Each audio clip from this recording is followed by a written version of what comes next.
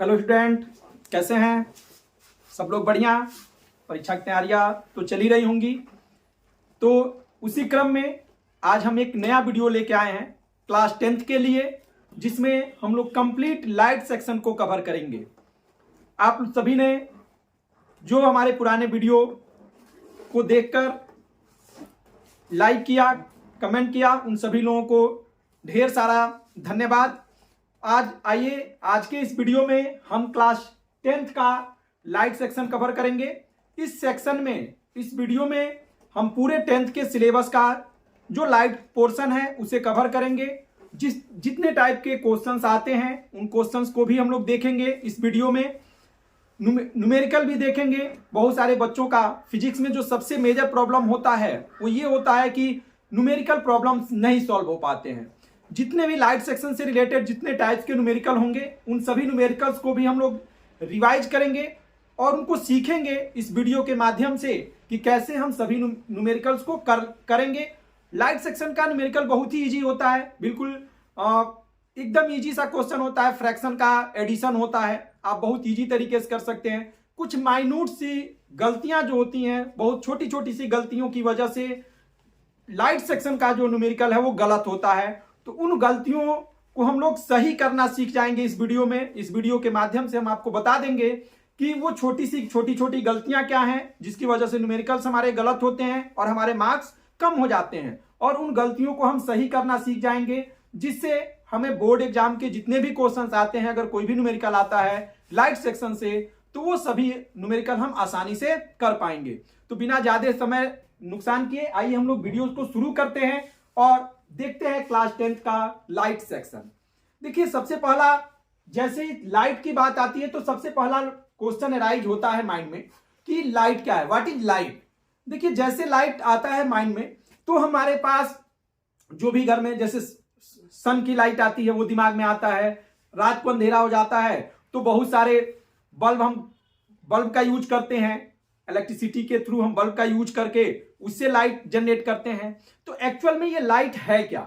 तो लाइट जो है यह एनर्जी का एक फॉर्म है, ऊर्जा का ही एक रूप है। डिफरेंट टाइप्स की एनर्जी होती है, बहुत अलग अलग तरीके की ऊर्जाएं होती हैं। डिफरेंट टाइप्स की एनर्जी जो है सबका वर्क कल्चर अलग होता है। जितनी तरीके की एनर्जी होती है सब अलग अलग तरीके का कार्य करती हैं।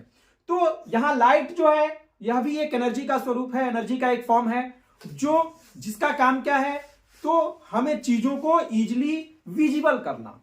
अगर लाइट का प्रेजेंस ना हो तो हमें कोई भी चीज इजिली विजिबल नहीं होगी। इजिली क्या, हमें विजिबल ही नहीं होंगी। जैसे सपोज कर लिया कि सनलाइट नहीं है तो हमें चीजें कैसे दिखती हैं? कोई चीज हमें दिखाई नहीं देगा। जैसे रात में अंधेरा हो गया, सनलाइट अवेलेबल नहीं है तो हमें चीजें दिखाई नहीं देती हैं। अब चीजों को देखने के लिए हम क्या करते हैं? तो उसके लिए हम बल्ब ग्लो करते हैं, बल्ब का, ट्यूबलाइट का, डिफरेंट टाइप के लाइट का यूज करते हैं और उस लाइट सोर्स के थ्रू फिर से हमें चीजें दिखाई देने लगती हैं। तो हमें कोई भी चीज जो दिखाई देता है तो लाइट के प्रेजेंस में कैसे दिखाई देता है, कौन सी लाइट की ऐसी फिनोमेना होती है जिससे हमें चीजें दिखाई देती हैं, तो ये सारी चीजें हम लोग आज के इस वीडियो में कवर करेंगे। तो फर्स्ट हेडिंग हमारा जो लाइट था, light is a form of energy. Light energy का एक फॉर्म है। Light is a form of energy which help us to see everything. Light एक ऐसा एनर्जी का फॉर्म है जिसकी वजह से हम चीजों को क्या कर पाते हैं, आसानी से देख पाते हैं। इसके बाद सेकंड हमारा टर्म आता है प्रॉपर्टीज ऑफ लाइट। ये जो एनर्जी है इसकी क्या प्रॉपर्टी है, क्या क्वालिटी है, कैसे चीजें हमें क्या क्या ये इसके अंदर ये अपने गुण रखा हुआ है, क्या प्रॉपर्टीज है। तो लाइट के लिए जो सबसे पहला प्रॉपर्टी हम यूज करते हैं वो ये है कि light always travel in a straight line. Light हमेशा एक स्ट्रेट लाइन चलता है, लेकिन कब तक? जब तक उसका मीडियम चेंज नहीं होता है। अगर सिंगल मीडियम में है तो वह स्ट्रेट लाइन चलेगा। अगर एक मीडियम से दूसरे मीडियम में एंट्री करता है, जैसे मान लीजिए कि एयर में चल रहा है और एयर से चलते हुए कहां एंट्री कर रहा है, ग्लास में एंट्री कर रहा है या वाटर में एंट्री कर रहा है, तो यहां मीडियम चेंज हो रहा है। तो अगली नेक्स्ट फिनोमेना हमारी होगी, अभी हम लोग इस टॉपिक में ही इसी वीडियो में उसको भी कवर करेंगे कि जब लाइट एक मीडियम से दूसरे मीडियम में जाता है तब किस तरीके की चेंजिंग आती है। जब तक लाइट का मीडियम चेंज नहीं होता है तब तक वह स्ट्रेट लाइन प्रोपगेट करता है। सेकंड है लाइट की जो स्पीड है, स्पीड होता है 3 इंटू 10⁸ मीटर पर सेकेंड। ये काफी अधिक स्पीड है। लाइट जो है 1 सेकेंड में 3 इंटू 10⁸ मीटर का डिस्टेंस कवर करता है। लाइट जो है यह इलेक्ट्रोमैग्नेटिक वेव्स के फॉर्म में होता है। लाइट की एक प्रॉपर्टी है इलेक्ट्रोमैग्नेटिक वेव्स। दो तरीके की वेव्स होती हैं, एक मैकेनिकल वेव्स होता है और दूसरा इलेक्ट्रोमैग्नेटिक वेव्स होती है। मैकेनिकल वेव्स वो होती हैं जिनको प्रोपगेट करने के लिए मीडियम की रिक्वायरमेंट होती है। जैसे sound is a mechanical waves, हम बोल रहे हैं हमारी साउंड आप तक पहुंचने के लिए एयर मीडियम की रिक्वायरमेंट होती है, एयर अवेलेबल होता है तभी हमारा साउंड आप तक पहुंच पाता है। लेकिन लाइट को प्रोपगेट करने के लिए किसी मीडियम की रिक्वायरमेंट नहीं होती है। और जिन वेव्स को प्रोपगेट करने के लिए मीडियम की रिक्वायरमेंट नहीं होती है उन वेव्स को हम लोग बोलते हैं इलेक्ट्रोमैग्नेटिक वेव्स। तो लाइट जो है यह एक इलेक्ट्रोमैग्नेटिक वेव्स है जिसकी स्पीड 3 इंटू 10⁸ मीटर पर सेकेंड होता है और इसको किसी मटेरियल मीडियम की रिक्वायरमेंट नहीं होती, इसलिए वैक्यूम में भी ट्रेवल कर सकता है। अगर इसके पास ऐसी प्रॉपर्टी नहीं होती तो सनलाइट कभी भी अर्थ तक पहुंच नहीं पाता, क्योंकि हमारे एटमॉस्फेयर के बाहर एक लॉन्ग डिस्टेंस सन और अर्थ के बीच का एक बहुत बड़ा डिस्टेंस ऐसा है जो पूरा का पूरा क्या है, वैक्यूम है, वहां एयर पार्टिकल भी अवेलेबल नहीं है। इसके अलावा लाइट की जो प्रॉपर्टी होती है, लाइट में रिफ्लेक्शन की फिनोमेना होती है। ये हम लोग के सिलेबस में 10th के सिलेबस में पढ़ना भी है। लाइट की एक प्रॉपर्टी है रिफ्लेक्शन की प्रॉपर्टी। लाइट रिफ्लेक्शन की प्रॉपर्टी को होल्ड करता है। इसके अलावा लाइट रिफ्रैक्शन की प्रॉपर्टी को होल्ड करता है। यह प्रॉपर्टी भी हम लोग को पढ़ना है। ये दो प्रॉपर्टी क्लास 10th के सिलेबस में पढ़ना है। इसके अलावा लाइट के अंदर प्रॉपर्टी जो है इंटरफेरेंस, एक प्रॉपर्टी होती है इंटरफेरेंस की प्रॉपर्टी। ये प्रॉपर्टी हम लोग को क्लास 12th में पढ़ना है, अभी नहीं पढ़ना है। इंटरफेरेंस की प्रॉपर्टी होती है, डिफ्रैक्शन की प्रॉपर्टी होती है, डिफ्रैक्शन की प्रॉपर्टी होती है, पोलराइजेशन की प्रॉपर्टी होती है। ये जो तीनों प्रॉपर्टी है यह क्लास 12th के सिलेबस में हम लोग कवर करेंगे। अभी हम लोगों को क्या पढ़ना है, रिफ्लेक्शन की प्रॉपर्टी एंड रिफ्रैक्शन की प्रॉपर्टी। तो नेक्स्ट हमारा हेडिंग है यहां से रिफ्लेक्शन। यहां से हम लोग का मेन टॉपिक स्टार्ट होता है। हम लोग का जो टॉपिक है नेक्स्ट टॉपिक वो है रिफ्लेक्शन ऑफ लाइट। अगला जो हमारा हेडिंग है रिफ्लेक्शन ऑफ लाइट। रिफ्लेक्शन क्या होता है, यही इसी प्रॉपर्टी की वजह से हमें कोई भी चीज दिखाई देता है। अगर लाइट में रिफ्लेक्शन ना हो तो हमें कोई भी चीज दिखाई नहीं देगा।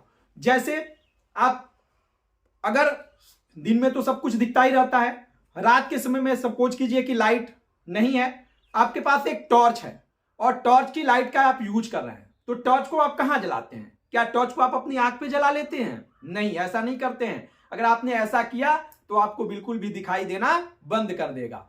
चीजें आपको इजीली कैसे दिखेंगी? तो आप क्या करते हैं, टॉर्च की लाइट को किसी ऑब्जेक्ट पे जलाते हैं। टॉर्च को जब ग्लो करते हैं तो उसकी लाइट को फोकस करते हैं किसी ऑब्जेक्ट पे। अब होता क्या है, जैसे ही ऑब्जेक्ट पे वो लाइट जाता है वहां से ऑब्जेक्ट क्या करता है, उसमें से कुछ लाइट को वापस रिटर्न कर देता है। और वह जब रिटर्निंग लाइट हमारे आई के अंदर एंट्री करता है और हमारे आई के रेटिना तक पहुंचता है तो हमें चीजें विजिबल होती हैं। तो यह जो एक फिनोमिना है कि लाइट गया और किसी भी ऑब्जेक्ट से स्ट्राइक करके रिटर्न हुआ, रिटर्न होने की जो फिनोमिना होती है इसी को हम लोग बोलते हैं रिफ्लेक्शन ऑफ लाइट। कभी भी अब चूंकि रिफ्लेक्शन हमें इजीली रियलाइज कहां होगा, तो उसके लिए आप क्या करें, टॉर्च की लाइट को आप मिरर पे आप फोकस करें। जैसे ही सपोज कर लीजिए कि यह एक मिरर है और ये मेरे हाथ में एक टॉर्च है। जब मैं अपने टॉर्च को ग्लो करूंगा तो ऐसे इस तरीके से इस डायरेक्शन में लाइट जाएगा और फिर आप देखेंगे कि दूसरे डायरेक्शन में आप रियलाइज करेंगे कि लाइट का फोकस किसी दूसरे वाल पर आपको दिखाई दे रहा है। तो यहां पे यह जो मिरर है यह एक प्लेन और स्मूथ सरफेस है। तो जब कभी भी लाइट एक प्लेन और स्मूथ सरफेस पे पड़ता है तो उस केस में लाइट का मैक्सिमम पार्ट रिटर्न बैक हो जाता है। और लाइट के इस तरीके से रिटर्न बैक होने की जो फिनोमिना है इसी को हम लोग बोलते हैं रिफ्लेक्शन ऑफ लाइट। तो एक क्वेश्चन अराइज होता है कि क्या रिफ्लेक्शन की फिनोमिना केवल प्लेन और स्मूथ सरफेस पे ही होता है? क्या रफ सरफेस हो तो वहां रिफ्लेक्शन नहीं होगा? तो ऐसा नहीं है। रिफ्लेक्शन की फिनोमिना एवरी ऑब्जेक्ट पे होता है। अगर कोई भी ऑब्जेक्ट जो हमें दिखाई देता है उस एवरी ऑब्जेक्ट पे रिफ्लेक्शन की फिनोमिना होती है। लेकिन यह रिफ्लेक्शन टू टाइप्स का हो जाता है। फर्स्ट टाइप है इसका रेगुलर रिफ्लेक्शन। फर्स्ट होता है रेगुलर रिफ्लेक्शन एंड सेकेंड होता है इरेगुलर रिफ्लेक्शन, या इसी को हम लोग बोलते हैं डिफ्यूज रिफ्लेक्शन। इसको बोलते हैं डिफ्यूज रिफ्लेक्शन। जब रिफ्लेक्शन क्या हो, स्मूथ एंड शाइनी सरफेस पे हो तो वह रिफ्लेक्शन रेगुलर रिफ्लेक्शन होता है।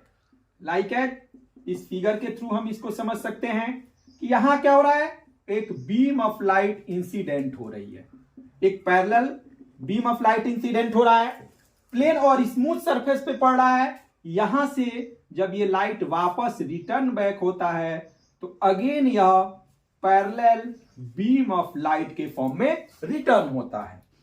तो यहां पे रेगुलर, यह जो रिफ्लेक्शन है यह हमारा हो गया regular reflection. When light falls on a smooth and shiny surface, then the maximum part of light is returned back. The phenomena of return back of light is known as reflection of light. और यहां जब maximum part smooth surface से जब reflect होता है तो यह regular reflection होता है।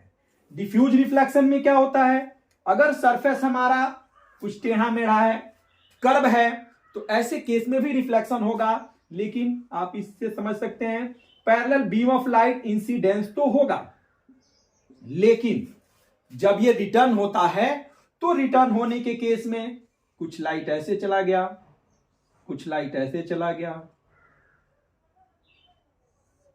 ऐसे डिफरेंट पाथ पे ये रिटर्न बैक होता है। और इस तरीके से यह इरेगुलर वे में ये रिफ्लेक्ट होता है। यह जो रिफ्लेक्शन है ये हमारा है इरेगुलर रिफ्लेक्शन।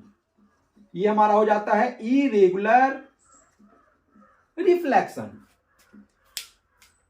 तो ये नॉर्मली जो सबस्टेंस हमें दिखाई देते हैं, जो भी सबस्टेंस हम आसपास देखते हैं, वो जनरली सबस्टेंस हमारा रफ होता है और वहां जो रिफ्लेक्शन की फिनोमिना होती है वो फिनोमिना होता है इरेगुलर रिफ्लेक्शन। और मिरर पे जब रिफ्लेक्शन होता है तो यह रिफ्लेक्शन होता है regular reflection.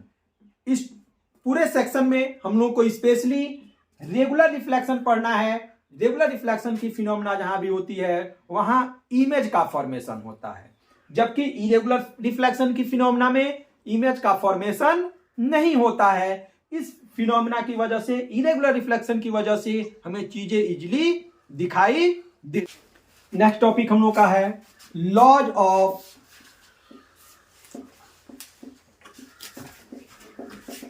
Reflection.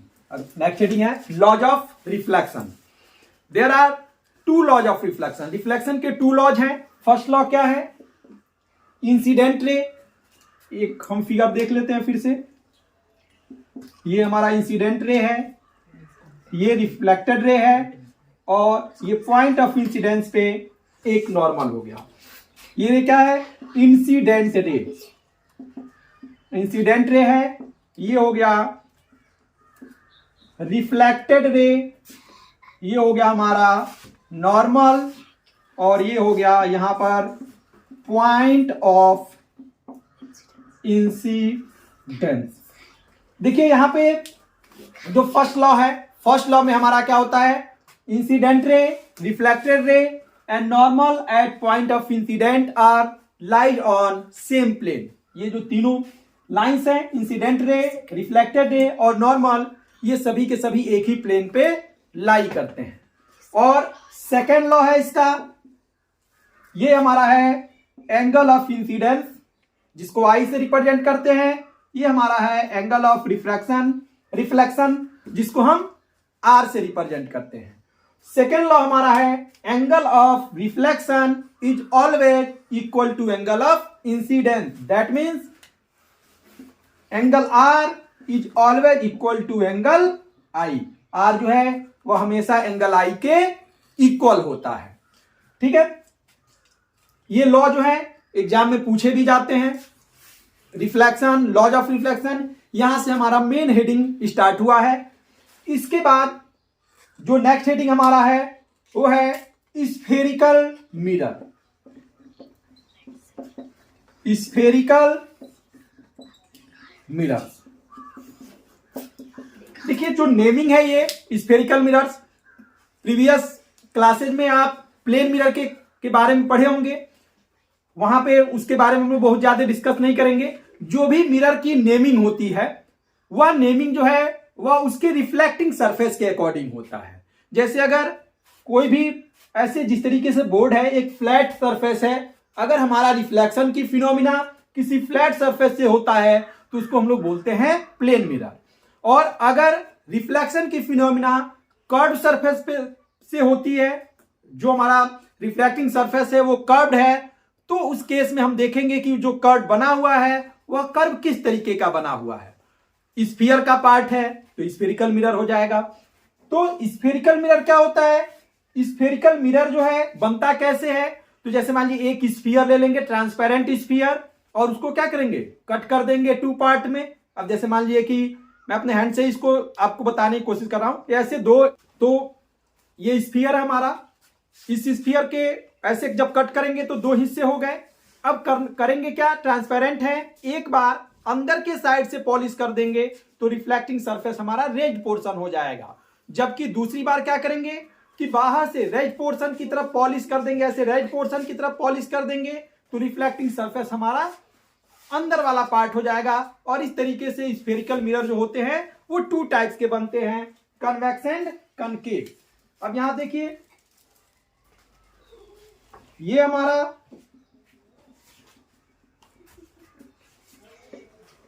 Concave mirror हो गया, और इधर से जब अंदर की तरफ से ऐसे पॉलिश कर देंगे, रिफ्लेक्शन की फिनोमिना रेड पोर्शन से होगी तो यह हमारा हो जाएगा कन्वेक्स मिरर।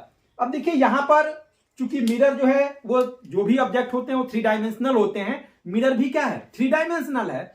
अब यहां क्या है, बोर्ड पे हम जब ड्रा करेंगे तो बोर्ड 2D में है, तो यहां पे यह एक लाइन के थ्रू दिखाया गया है, जबकि एक्चुअल में यह लाइन नहीं होता है। जैसे इसको ऐसे समझें कि ये पूरा का पूरा एक क्या होता है, ऐसे सरफेस होता है, पूरा एक सरफेस से रिफ्लेक्शन होता है, लेकिन सरफेस हम इस पे ड्रा नहीं कर सकते, इसलिए आपको यहां पे एक लाइन के रूप में दिख रहा होगा, एक कर्व के रूप में दिख रहा होगा, लेकिन आप इसको क्या समझेंगे, ये पूरा पूरा एक सरफेस समझेंगे। तो ये हमारा रिफ्लेक्शन की फिनोमिना अगर अंदर वाले पार्ट से होता है तो यह कनकेव मिरर होता है, रिफ्लेक्शन की फिनोमिना अगर आउटर पार्ट से होता है, रेड पोर्शन से होता है, तो यह हमारा कन्वेक्स मिरर होता है। अब इसके बाद इस मिरर से रिलेटेड कुछ टर्म्स हैं जिसे हमें जानना चाहिए, तो इसमें इससे रिलेटेड हमारे कुछ टर्म्स हैं, कुछ पॉइंट्स हैं जिनके बारे में हम जान लें कि वो पॉइंट्स क्या क्या होते हैं। तो वो पॉइंट्स हम डिफिनीशन के रूप में यूज करते हैं। जैसे जिस भी, सपोज कर लीजिए कि यह हमारा एक स्फीयर है, और इस स्फीयर को कट करके ही हमने क्या किया है, अपना एक ऐसे थोड़ा सा पार्ट इसमें से इरेज कर देते हैं एक ही साथ, ताकि दोनों मिरर के पॉइंट को हम समझ सके। जब ये मिरर बनता है तो इस जिस स्फीयर का से बना होगा उस स्फीयर का कोई ना कोई सेंटर रहा होगा। यह जो सेंटर है, यह सेंटर स्फीयर का भी सेंटर का काम करता है, और इस सेंटर को हम लोग बोलते हैं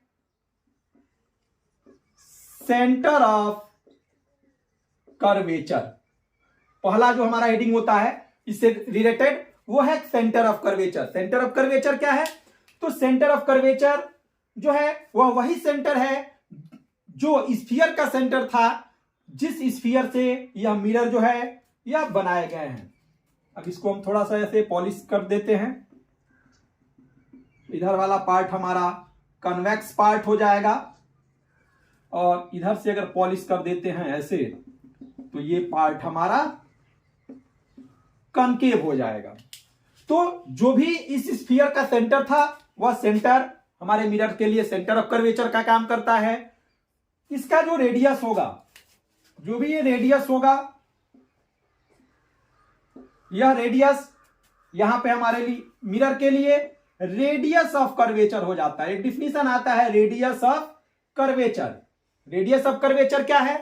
तो रेडियस ऑफ कर्वेचर भी उस स्फीयर का ही रेडियस है जिस स्फीयर से हमारा मिरर जो है वो तैयार किया गया है। नेक्स्ट आता है इस पर पोल्स। पोल्स क्या होते हैं? तो रिफ्लेक्टिंग सरफेस का जो मिड पॉइंट होगा उसको हम लोग पोल बोलते हैं। Mid point of reflecting surface is known as pole. Third क्या होता है? पोल। रिफ्लेक्टिंग सरफेस का mid point, center part of the reflecting surface is known as pole. Fourth point होता है प्रिंसिपल एक्सिस। प्रिंसिपल एक्सिस क्या होता है? The line joining between center and pole. Pole और सेंटर को ज्वाइन करने वाली जो लाइन होती है, इस लाइन को हम लोग बोलते हैं प्रिंसिपल एक्सिस। 4 पॉइंट हो गए। फिफ्थ पॉइंट जो होता है वो है फोकस। ये काफी इंपॉर्टेंट है, इसकी डिफिनीशन को समझना है, क्योंकि जब हम अभी इमेज का फॉर्मेशन करेंगे, रे डायग्राम बनाएंगे, तो उसमें फोकस का काफी रोल होता है। फोकस के थ्रू हम बहुत सारे रूल्स को देखते हैं और उस रूल्स के अकॉर्डिंग हम लोग इमेज का फॉर्मेशन करते हैं। तो फोकस को हम लोग थोड़ा सा अलग से फिगर बना के समझ लें कि ये फोकस क्या है। तो हम ले लेते हैं एक बार, ये हमारा कॉनकेव मिरर है, यहां पे इसका सेंटर हो गया, ये पोल हो गया। दोनों के लिए हम एक साथ समझ लेते हैं। ये हमारा कन्वेक्स मिरर हो गया, ये इसका पोल हो गया और ये इसका सेंटर हो गया। अब कैसे फोकस को डिफाइन करेंगे? तो फोकस को फाइंड करने के लिए क्या करते हैं? प्रिंसिपल एक्सिस के पैरेलल एक रेज ले आते हैं। A rays propagate parallel to the principal axis, और जब ये प्रिंसिपल एक्सिस के पास आता है तो यहां से यह रिफ्लेक्ट होता है। अब रिफ्लेक्ट कैसे, किधर होगा? तो सेंटर से एक लाइन ज्वाइन कर देते हैं। सेंटर से जाने वाली जो लाइन है यह नॉर्मल का बिहेव करती है। इसका जो वर्किंग होता है वो नॉर्मल होता है। मैथ में आप पढ़े भी होंगे कि किसी भी, यह कोई सर्किल है, ये सेंटर है, सेंटर से अगर कोई भी रेडियस ड्रा करते हैं तो ये सरकमफ्रेंस पे जो है परपेंडिकुलर होता है। तो नॉर्मल का मतलब ही परपेंडिकुलर होता है। तो यहां से सेंटर से जो लाइन जाएगी यह इस सरफेस पे परपेंडिकुलर हो जाएगा, ये नॉर्मल का बिहेव करेगा और यहां से हमारा एंगल आई हो जाएगा। अब जितना एंगल आई है उसी के इक्वल जब आप एंगल आर बनाएंगे तो ये इस तरीके से आएगा और प्रिंसिपल एक्सिस के किसी पॉइंट पे कट करेगा। तो इस तरीके से हमें फोकस ऑब्टेन होता है। प्रिंसिपल एक्सिस के पैरेलल चलने वाली rays after reflection principal axis के जिस पॉइंट पे आके मीट करती है, जिस पॉइंट पे कट करती है, वह पॉइंट हमारा हो जाता है focus for concave mirror. Convex में क्या होता है? तो कन्वेक्स में भी सिमिलर फिनोमेना है। प्रिंसिपल एक्सिस के पैरेलल एक रेज ले जाएंगे और सेंटर से एक लाइन ज्वाइन करेंगे, ऐसे डॉट डॉट। ये हमारा नॉर्मल का भी वर्क करता है। ये हमारा एंगल आई हो गया, तो नॉर्मल के दूसरे साइड में ही रिफ्लेक्ट होगी, तो यहां से रेज जो है ये आउटवर्ड रिफ्लेक्ट हो जाती है। लेकिन जब इसको आप डॉट डॉट पीछे बढ़ाते हैं, इस रेज को जब देखते हैं, तो यह प्रिंसिपल एक्सिस के जिस पॉइंट से आती हुई रियलाइज होती हैं, उस पॉइंट को हम लोग फोकस बोलते हैं। थोड़ा सा डिफरेंस है दोनों में। दोनों केस में प्रिंसिपल एक्सिस के पैरेलल ले जाएगी, रिफ्लेक्शन की फिनोमेना होगा, और आफ्टर रिफ्लेक्शन प्रिंसिपल एक्सिस के जिस पॉइंट से होके जाएगी फॉर कॉनकेव मिरर, वह फोकस हो जाएगा। और कन्वेक्स में क्या होगा? जिस पॉइंट से आती हुई रियलाइज होगी, प्रिंसिपल एक्सिस के जिस पॉइंट से आता हुआ रियलाइज होगा रेज, उस पॉइंट को हम लोग फोकस बोलते हैं। फिफ्थ टर्म हो गया। 6 इसमें क्या है? 6 पॉइंट हमारा है focal length. Focal length, numerical में ये फोकल लेंथ का यूज होता है। तो यहां पे फोकल लेंथ क्या होगा, लेंथ ऑफ फोकस। अब लेंथ कहां से मेजर करेंगे, कोई भी डिस्टेंस जब मेजर करते हैं तो उसके लिए टू सर्टेन पॉइंट्स होने चाहिए। तो एक पॉइंट तो फिक्स हो गया कि फोकस है, क्योंकि इसी की लेंथ फाइंड करनी है। दूसरा पॉइंट क्या होगा, तो जितने भी डिस्टेंस मिरर के केस में मेजर किए जाएंगे, all the distance are measured from pole. तो फोकल लेंथ क्या हो जाएगा, the distance between the pole and focus is known as focal length. Pole से लेके फोकस तक की जो डिस्टेंस होगी, इस डिस्टेंस को हम लोग बोलेंगे फोकल लेंथ। सेवेंथ डिफिनीशन इसमें क्या है, सेवेंथ है फोकल प्लेन। फोकल प्लेन क्या है, a plane passes through the focus and perpendicular to the principal axis. एक ऐसा प्लेन जो फोकस से पास करे और प्रिंसिपल एक्सिस पे परपेंडिकुलर हो, ऐसे प्लेन को हम लोग बोलते हैं फोकल प्लेन। अगर ये पूछा जाए कि फोकस से क्या एक ही सिंगल प्लेन पास करेगा, नहीं, किसी भी एक पॉइंट से इनफाइनाइट नंबर ऑफ लाइन पास कर सकती हैं। सिमिलरली किसी एक सिंगल पॉइंट से इनफाइनाइट नंबर ऑफ प्लेन भी पास कर सकते हैं। तो ये जो हमारा फोकस है, इससे इनफाइनाइट नंबर ऑफ प्लेन पास कर सकता है, लेकिन उसमें से सभी प्लेन फोकल प्लेन नहीं होंगी। उसमें से केवल एक ही प्लेन ऐसा होगा जो फोकल प्लेन होगा, और वो क्या होनी चाहिए, तो फोकस से पास तो होना ही चाहिए, साथ साथ जो प्रिंसिपल एक्सिस है इस पे परपेंडिकुलर होना चाहिए। इसीलिए बताया गया कि ये plane passes through the focus and perpendicular to the principal axis is known as focal plane. और लास्ट इसका जो पॉइंट है इससे रिलेटेड, वो है एपार्चर। एपार्चर, एपार्चर क्या होता है, तो इसको हम लोग बोलते हैं diameter of the reflecting surface. ये जो टोटल मैक्सिमम डिस्टेंस है रिफ्लेक्टिंग सरफेस के बीच का, ये जो मैक्सिमम डिस्टेंस है, इसको हम लोग बोलते हैं aperture of the mirror. Diameter of the reflecting surface is known as aperture of the mirror. इस तरीके से ये 8 जो पॉइंट्स हैं, ये हमारे मिरर से रिलेटेड हैं। जो टर्म अलग अलग टॉपिक में जहां भी आवश्यकता लगती है, सारे टर्म्स एक एक करके यूज होते रहते हैं। नेक्स्ट टॉपिक है हम लोग का relation between radius of curvature and focal length. आप जब फिगर बनाते होंगे तो देखा होगा कि फिगर में जनरली हम लोग क्या करते हैं, एफ को सी और पी के ठीक बीच में ड्रॉ कर देते हैं और उसके अकॉर्डिंग हम लोग डायग्राम ड्रा करते हैं। तो इनका रिलेशन हम लोग देखेंगे कि फोकल लेंथ और रेडियस ऑफ कर्वेचर का रिलेशन क्या है। रिलेशन आपको बता दें, रिजल्ट हमारा जो आता है वो आता है F is equal to R by 2। मतलब फोकल लेंथ जो है वह रेडियस ऑफ कर्वेचर का जस्ट हाफ होता है। इसको हम लोग डिराइव करेंगे यहां कुछ ज्योमेट्रिकल कंडीशन के अकॉर्डिंग। अब यहां पे आप देखें कि एंगल आई और आर, यहां सी से अगर यहां कुछ पॉइंट ए ले लेते हैं, तो यहां से सी ए जो है यह हमारा नॉर्मल का काम कर रहा है। ऊपर जो है यह हमारा एंगल आई है और ये एंगल आर है। Law according to laws of reflection, angle i जो है यह एंगल आर के ऑलवेज दोनों जो है इक्वल होते हैं, आर के इक्वल होता है। कुछ नेमिंग कर लेते हैं पी ए और यहां कर लेते हैं क्यू। तो यहां से हमारा जो एंगल मिलेगा, एंगल पी ए सी वह एंगल आई हो गया, एंगल सी ए क्यू आर हो गया, या दोनों आपस में इक्वल हो जाएंगे। दूसरा केस हमारा है पी ए जो है यह पैरेलल टू सीपी है। P A parallel to CP, parallel होने की वजह से जो हमारा यह एंगल सी है, angle A C F is equal to i, इसका वैल्यू भी आई हो जाएगा। किस कंडीशन से, तो ये बना रहा है अल्टरनेट एंगल। ये अल्टरनेट एंगल की कंडीशन से यह इक्वल हो जाएगा। तो यहां भी क्या बन गया, यहां भी आ गया हमारा आई, और यहां आई और आर तो आपस में पहले से ही इक्वल है। तो इस केस में हमारा जो ट्रायंगल है, triangle C A F is isosceles triangle, या एक आइसोस्केलस ट्रायंगल बना लेता है। अब इसमें क्या होगा, क्योंकि दो एंगल बेस एंगल जब इक्वल होते हैं तो इसके दो साइड्स भी इक्वल होते हैं।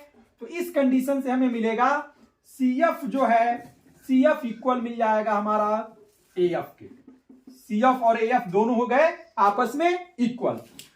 अब इसके बाद थोड़ा सा एक कंडीशन, यहां कंडीशनल स्टेटमेंट होता है कि अगर इस पूरे मिरर का कर्वेचर जो है, पूरा मिरर का जो एपार्चर है, एपार्चर क्या हो, छोटा हो, बहुत कम हो जाए और कर्वेचर भी कम हो, तो उस केस में यह जो पॉइंट ए है वह बिल्कुल क्या होगा, पी के क्लोज हो जाएगा। जैसे सपोज कीजिए कि यह पॉइंट ए जो है यहां बिल्कुल पी के क्लोज में आ गया। जब क्लोज में आ जाएगा तो उस केस में क्या मिलेगा, जो हमारा ए एफ है, ए एफ इस कंडीशन में मिलेगा A F is equal to P F. ऐसा तब होगा जब हमारा एपार्चर छोटा होगा, उस केस में ए पॉइंट पी के पास शिफ्ट कर जाएगा, तो ए एफ जो है वह पी एफ के इक्वल हो जाएगा और सी एफ जो है यह भी इक्वल हो जाएगा पी एफ के। क्यों, क्योंकि सी एफ पहले से ए एफ के इक्वल था, ए एफ पी एफ के इक्वल हो गया, तो सी एफ भी पी एफ के इक्वल हो जाएगा।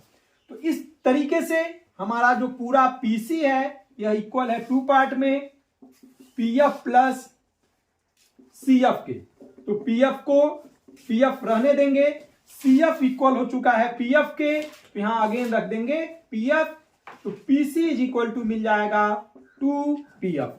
पीसी किसकी वैल्यू है, तो यह है radius of curvature capital R और ये हो जाएगा 2 into small F.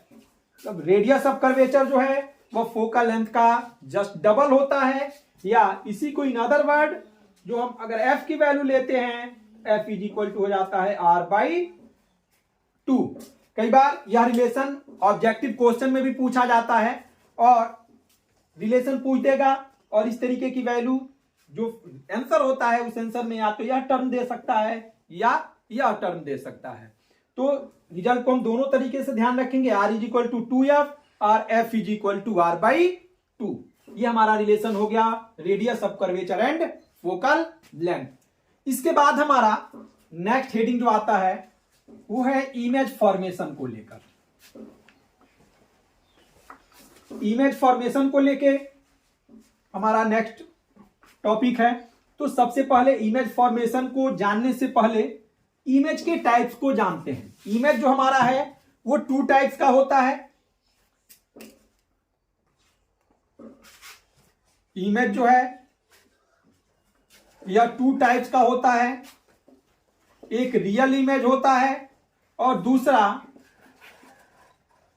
Virtual image होता है। इमेज का फॉर्मेशन कैसे होता है, तो जब कभी भी रिफ्लेक्टेड या रिफ्रैक्टेड रे, दोनों तरीके के रे से इमेज का फॉर्मेशन होता है। अब हम लोग रिफ्लेक्शन पढ़ रहे हैं, मिरर के बारे में पढ़ रहे हैं, तो मिरर से भी हमारा इमेज का फॉर्मेशन होता है। और जब रिफ्रैक्शन की फिनोमिना पढ़ेंगे तो रिफ्रैक्शन की फिनोमिना में लेंस से हम लोग इमेज का फॉर्मेशन जानेंगे। दोनों ही केस में इमेज का फॉर्मेशन होता है। यहां पर मिरर से इमेज का जो फॉर्मेशन होता है वह रिफ्लेक्टेड रे से होता है और लेंस के केस में जब इमेज का फॉर्मेशन होगा वह रिफ्रैक्टेड रे से होगा। तो फॉर्मेशन होता कैसे इमेज का, तो जब कभी भी 2 रिफ्लेक्टेड रे, 2 और मोर देन 2 रिफ्लेक्टेड रे जब किसी पॉइंट पे कोइंसाइड करती हैं, मीट करती हैं, तो उनके मीटिंग पॉइंट पे इमेज का फॉर्मेशन होता है। अब 2 तरीके के इमेज हैं, real image and virtual image.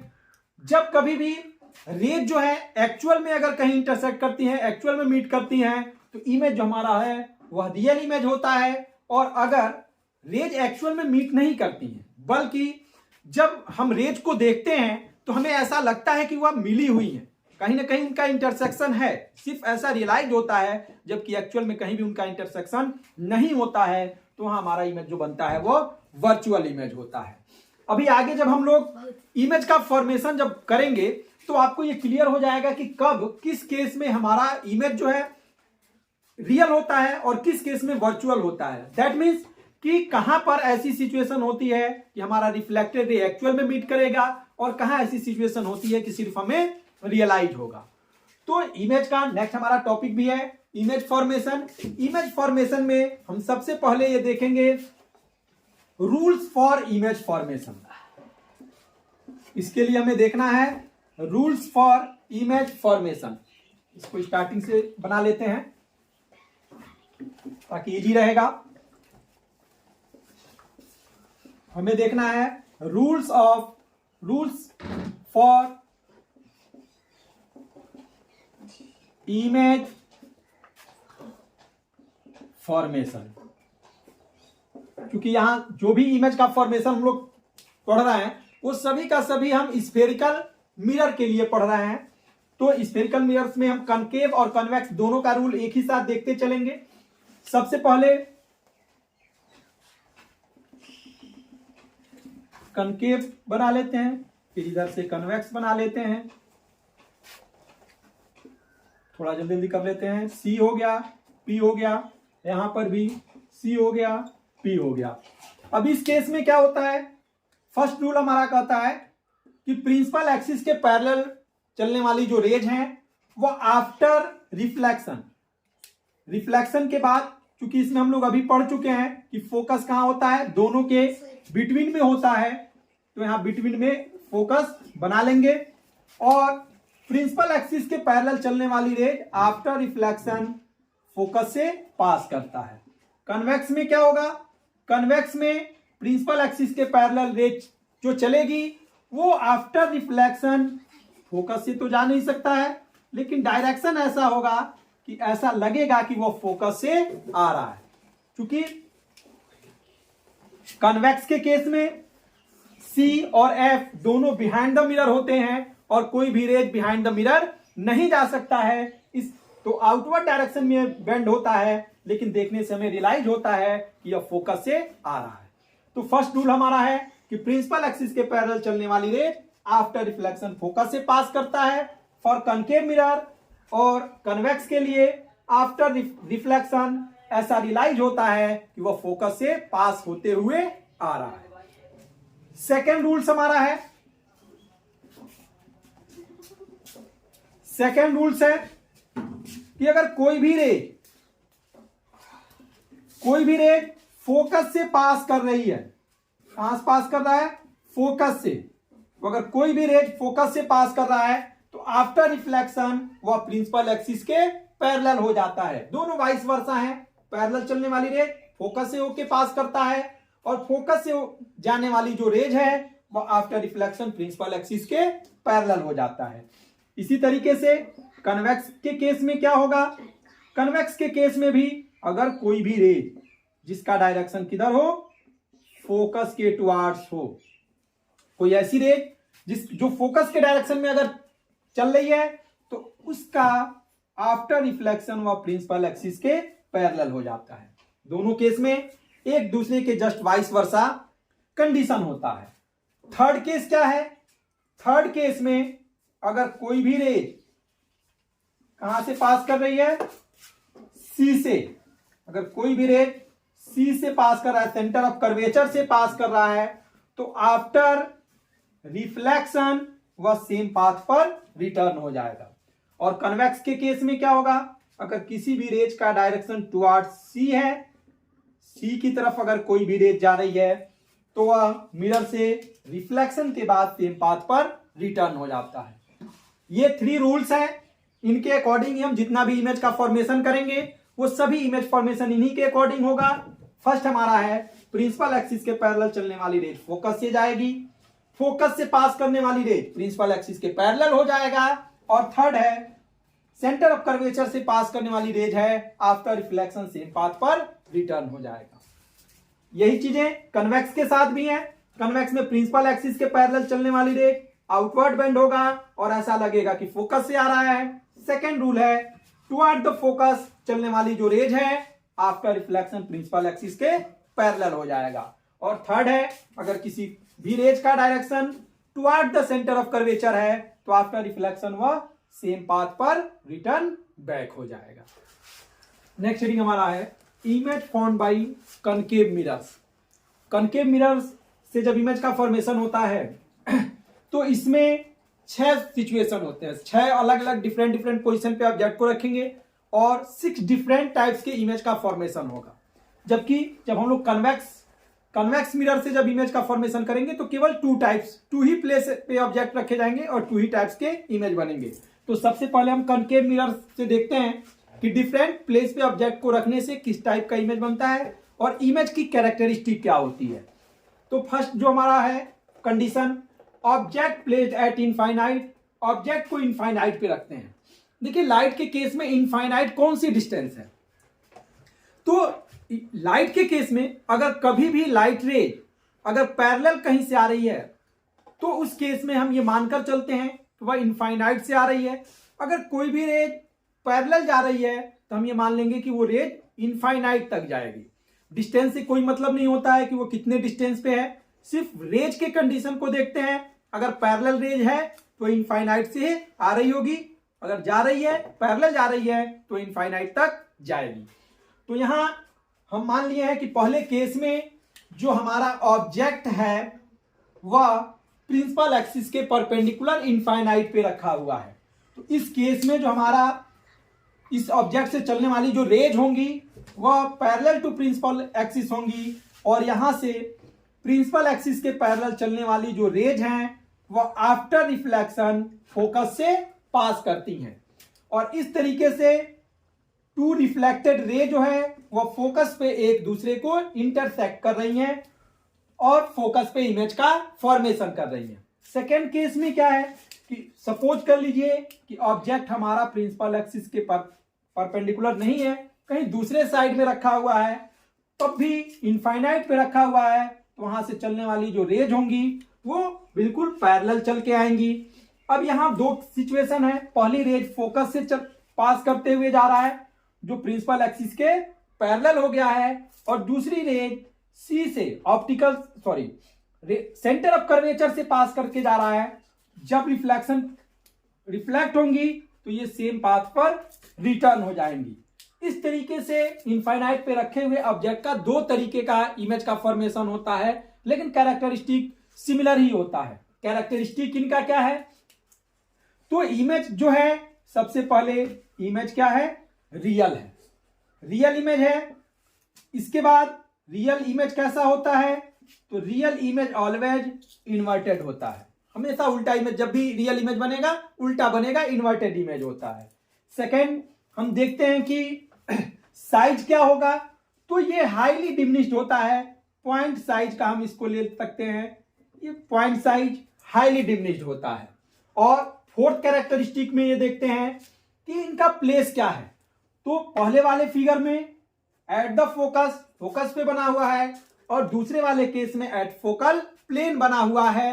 तो यहां पे इसका जो प्लेस होगा हम इसको लिख देंगे एट फोकस कर लेंगे, या एट फोकल प्लेन, कहां पे, एट फोकस और एट फोकल प्लेन। ये इस तरीके से कभी भी जब इमेज का फॉर्मेशन करेंगे तो उस इमेज के कैरेक्टरिस्टिक में चार बातें आपको बतानी होंगी। फर्स्ट कि इमेज रियल है या वर्चुअल है, सेकंड इन्वर्टेड है या इरेक्ट है, थर्ड बताना होता है कि साइज कैसा है इमेज का, साइज जो है हमेशा ऑब्जेक्ट के कंपैरेटिवली बताते हैं, और फोर्थ इसका कैरेक्टरिस्टिक में बताते हैं कि इमेज का फॉर्मेशन किस पॉइंट पर हो रहा है। तो ये हमारा फर्स्ट कंडीशन था कि ऑब्जेक्ट को कहां पे प्लेस किया गया था, इनफाइनाइट पे।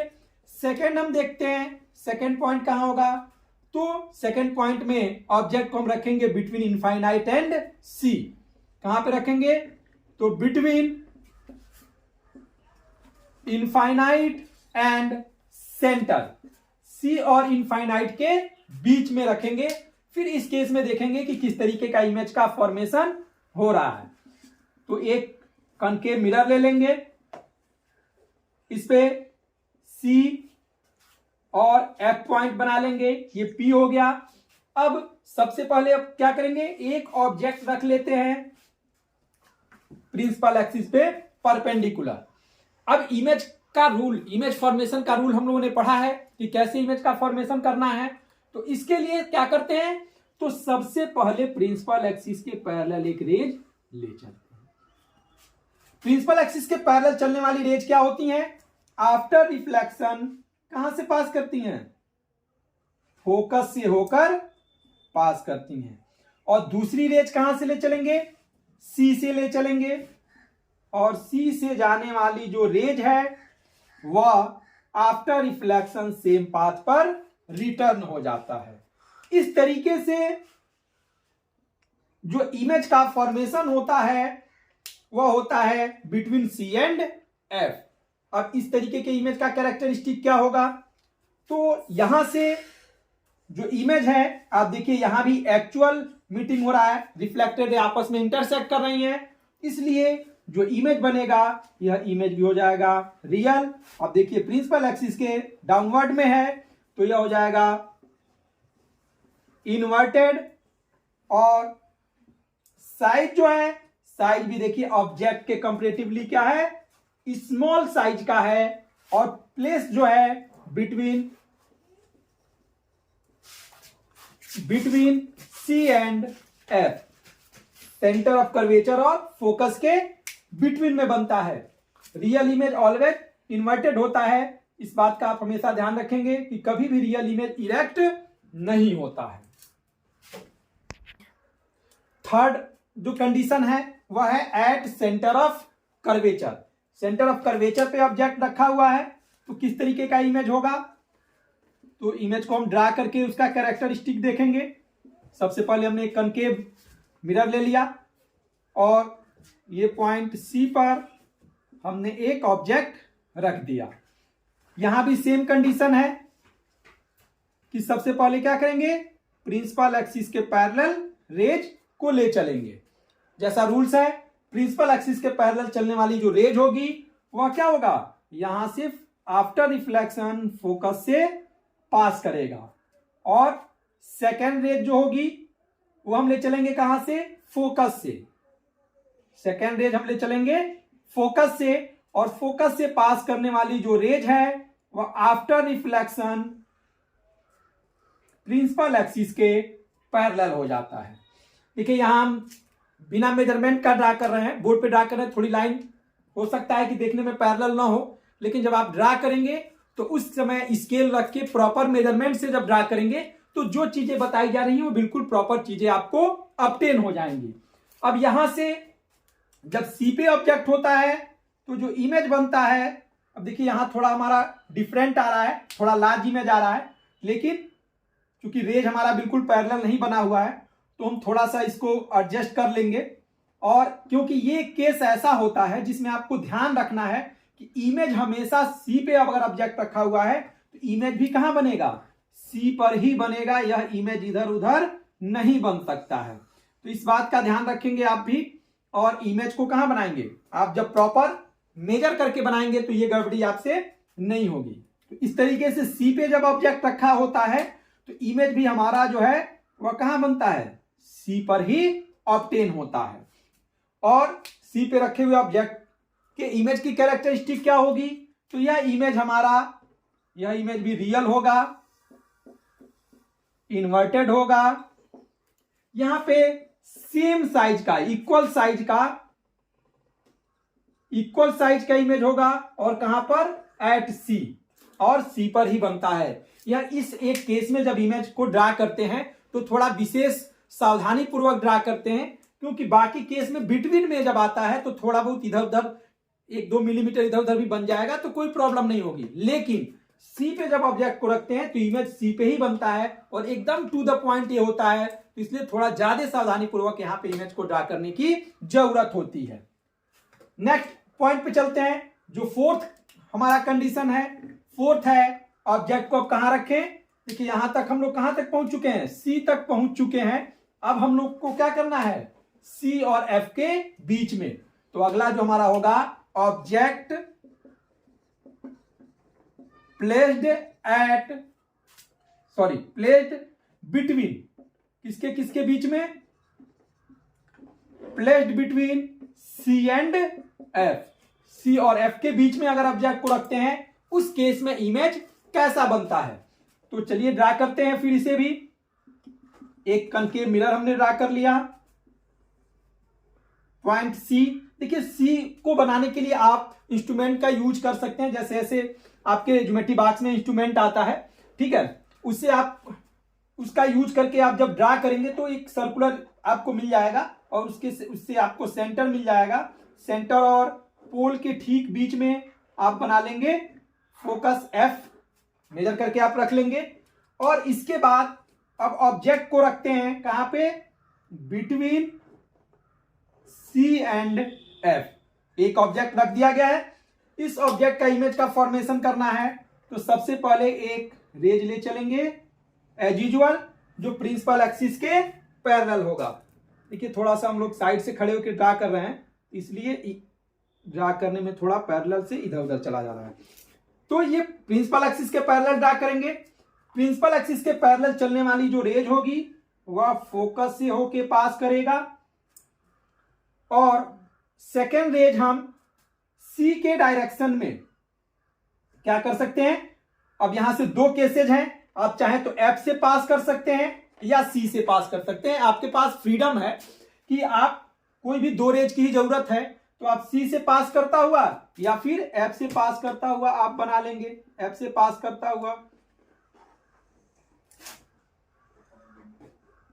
और इस तरीके से इमेज का फॉर्मेशन हो जाएगा। दूसरे केस में आप क्या कर सकते हैं, चाहे तो आप इस तरीके से दूसरे तरीके का इमेज भी बना सकते हैं। थोड़ा जल्दी से मैं बना दे रहा हूं। यहां सी है, ये एफ है, इसके बीच में ऑब्जेक्ट रखा हुआ है, एक प्रिंसिपल एक्सिस के ऐसे पैरेलल चलने वाली रेज फोकस से पास किया, और दूसरी रेज को आप क्या कर सकते हैं, सी के डायरेक्शन में, ऐसे सी के डायरेक्शन में आप ज्वाइन कर सकते हैं, और इस तरीके से आपको एक लार्ज इमेज यहां भी ऑब्टेन हो जाएगा। तो दोनों में से कोई एक का ही आपको यूज करना है और यूज करके ऐसे इमेज को ड्रा करना है। इमेज की जो कैरेक्टरिस्टिक होगी, यहां देख रहे होंगे कि रियल में रिफ्लेक्टेड रे मिल रहे हैं, तो इमेज कैसा बनेगा, रियल हो जाएगा। रियल इमेज ऑलवेज इन्वर्टेड होता है, फिगर में भी आपको इन्वर्टेड दिख रहा है, और साइज जो है ये लार्ज साइज का हो जाएगा। लार्ज का सेंस क्या है, ऑब्जेक्ट से लार्ज, जितने साइज का ऑब्जेक्ट होगा उस साइज से थोड़ा बड़ा इमेज बन जाएगा। और कहां पे मिलता है, तो ये मिलेगा behind C, that means between C and infinite. C और इनफाइनाइट के बीच में इमेज का फॉर्मेशन होता है। ये 4 पॉइंट हो गए, 2 पॉइंट और है, उसे भी देख लें। नेक्स्ट पॉइंट जो है जहां ऑब्जेक्ट को हम रखेंगे वो हमारा है नेक्स्ट पॉइंट है सी और एफ के बीच में रख चुके हैं। नेक्स्ट पॉइंट हमारा है एट फोकस। अगली बार हम ऑब्जेक्ट को कहां रखेंगे, फोकस पे रखेंगे। नेक्स्ट टाइम में ऑब्जेक्ट को रखेंगे फोकस पर। फिफ्थ पॉइंट है object placed at focus. Object को फोकस पे रखेंगे तो क्या सिचुएशन होगा उसको देखते हैं। ये एक कनकेव मिरर हो गया, सी हो गया, एफ हो गया, और एफ पे इस बार ऑब्जेक्ट को रख दिए हैं। रूल्स के अकॉर्डिंग सबसे पहले प्रिंसिपल एक्सिस के पैरेलल रेज ले जाएंगे जो फोकस से पास करेगा, और दूसरी रेज जो है वह सी से ले जाएंगे। दूसरी रेज जो है वह बिल्कुल सी के डायरेक्शन में लेके चलेंगे। सी से के डायरेक्शन में चलने वाली रेज जो है यह रिफ्लेक्ट होकर सी से ही पास करेगा, और इस तरीके से जो रिफ्लेक्टेड रे है वह दोनों रेज पैरेलल हो जाती हैं, और पैरेलल होने का मतलब है कि यह रेज जाकर कहां मिलेंगी, इनफाइनाइट पर मिलेंगी। तो इनफाइनाइट पे मिलेंगी तो इसका इमेज का कैरेक्टरिस्टिक क्या होगा, इमेज इसका भी हो जाएगा real. Real image always inverted होता है। देखिए यहां इन्वर्टेड मिलता हुआ दिख नहीं रहा है, लेकिन ऐसा एज्यूम कर लेंगे कि यह इनफाइनाइट पे जाके कहीं ना कहीं मिलेंगी। तो रियल हो गया, इन्वर्टेड हो गया, और जब इनफाइनाइट पे इमेज बनेगा तो उसका जो साइज होगा वेरी लार्ज साइज होगा, काफी लार्ज होगा, और एट इनफाइनाइट जाके कहां पे मिलेगा, इनफाइनाइट पे इमेज का फॉर्मेशन होगा। कनकेव मिरर से जो इमेज बनते हैं ये 5 सिचुएशन ऐसे हैं जिसमें रियल इमेज बनता है, रियल के साथ वो इन्वर्टेड होता है, साइज बड़े छोटे दोनों तरीके के बनते हैं। लेकिन जो लास्ट सिचुएशन है, लास्ट पोजीशन जो ऑब्जेक्ट रखने की है, वह एक ऐसा केस है जिसमें इमेज हमारा वर्चुअल इमेज बनता है। तो देख लें उसे भी। 6 कहां क्या है, ऑब्जेक्ट को कहां रखा जाए, object placed between F and P। Mirror और फोकस, मिरर पोल और फोकस के बीच में अगर ऑब्जेक्ट को रखते हैं, यह एक लास्ट सिचुएशन है इसकी। इस केस में कैसा इमेज बनेगा, तो जब कभी आप ऐसे एज यूजुअल ड्रा कर लेंगे, C हो गया, F हो गया, और ऑब्जेक्ट को रख दिया गया बिटवीन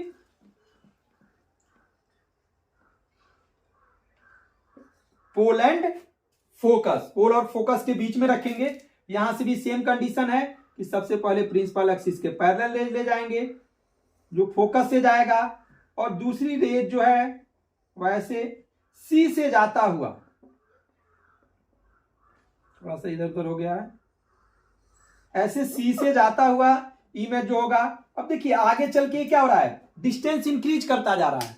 ऊपर वाले केस में क्या था, पैरेलल था, तो पैरेलल होने की वजह से हम ऐसा एज्यूम कर लिए हैं कि वो इनफाइनाइट पे जाके मिल जाएगा। लेकिन यहां जैसे जैसे आगे बढ़ रहा है दोनों की डिस्टेंस ऐसे आगे जाके दूर होता जा रहा है। लेकिन रियलाइज क्या होगा, अगर इस रेज को हम देखेंगे, ये जो रिफ्लेक्टेड रे हैं, इनको जब देखते हैं तो ऐसा लगता है कि कहीं एक ही जगह से आ रही हैं। ऐसे जब इसको पीछे भी लाते हैं तो ये लगता है कि किसी एक ही पॉइंट से आ रही हैं, और ये जिस पॉइंट से आती हुई दिखाई देती हैं, यहां हमारा इमेज जो बनता है बिहाइंड द मिरर इमेज बनता है इस तरीके से। बिहाइंड द मिरर इसका इमेज का फॉर्मेशन होता है, और इमेज की जो कैरेक्टरिस्टिक होती है, सबसे पहला यह वर्चुअल इमेज होता है। देखिए हमने स्टार्टिंग बताया था कि जहां भी रेज एक्चुअल में मिलेंगी वहां रियल इमेज होगा, और जहां रेज एक्चुअल में नहीं मिलेंगी, सिर्फ ऐसा रियलाइज होगा कि वहां पे रेज अवेलेबल थी, वहां वर्चुअल इमेज मिलेगा। 5 केसेज ऐसे थे जिसमें हमारा रेज एक्चुअल में मिल रहा था, तो वहां जो इमेज बन रहे थे वो सबके सब रियल इमेज थे। लेकिन इस केस में आप देखें यह आगे आके डिस्टेंस इनके बीच का बढ़ता जा रहा है, और ऐसे केस में ऐसा पॉसिबल नहीं है कि ये रेज आगे जाकर कहीं भी मिले, ऐसी पॉसिबिलिटी नहीं है। लेकिन इस रेज को देखने से क्या लग रहा है, देखने से लग रहा है कि बिहाइंड द मिरर कहीं ना कहीं से एक पास से ही चल के आ रही है। तो यह जो सिचुएशन है, ऐसा रियलाइज होने का जो सिचुएशन है, इस सिचुएशन में जो इमेज बनता है वो वर्चुअल होता है। वर्चुअल इमेज जो हम है वो हमेशा इरेक्ट होता है। आप देखें जिस साइड में ऑब्जेक्ट रखा गया है उसी साइड में इमेज का भी फॉर्मेशन हो रहा है। और साइज देख ही रहे होंगे, लार्ज साइज का होता है, ऑब्जेक्ट से लार्ज होता है, और बिहाइंड द मिरर बनता कहां पे है, तो यह इमेज जो है यह ऑब्टेन होता है बिहाइंड द मिरर। यह एक केस ऐसा है जिस केस में हमें वर्चुअल इमेज ऑब्टेन हो रहा है। बाकी 5 केसेज में क्या थे, 5 केस में हमें रियल इमेज मिल रहा था, और यह लास्ट केस जो है इसमें हमें इमेज जो मिलता है वह इमेज वर्चुअल इमेज मिलता है। नेक्स्ट रीडिंग है हमारा image form by convex mirror. इसके पहले हम लोगों ने देखा कि कनकेव मिरर से 6 सिचुएशन में ऑब्जेक्ट रखने पे 6 टाइप्स की हमारी इमेज का फॉर्मेशन हो रहा था। नेक्स्ट टॉपिक में हमारा कन्वेक्स मिरर से इमेज का फॉर्मेशन करना है। इसमें सिर्फ दो ही प्लेस होते हैं, object placed at infinite and object placed at finite distance. सिर्फ 2 ही तरीका इसलिए होता है क्योंकि इस केस में जो हमारे पॉइंट हैं जैसे फोकस है, सेंटर है, ये सब बिहाइंड द मिरर हैं, और बिहाइंड द मिरर हम ऑब्जेक्ट को नहीं रख सकते हैं।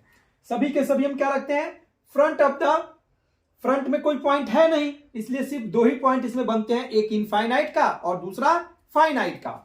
जब ऑब्जेक्ट इनफाइनाइट पे रखा गया होता है तो प्रिंसिपल एक्सिस के पैरेलल रेज चलती हैं, जैसे कनकेव में यूज किया गया था।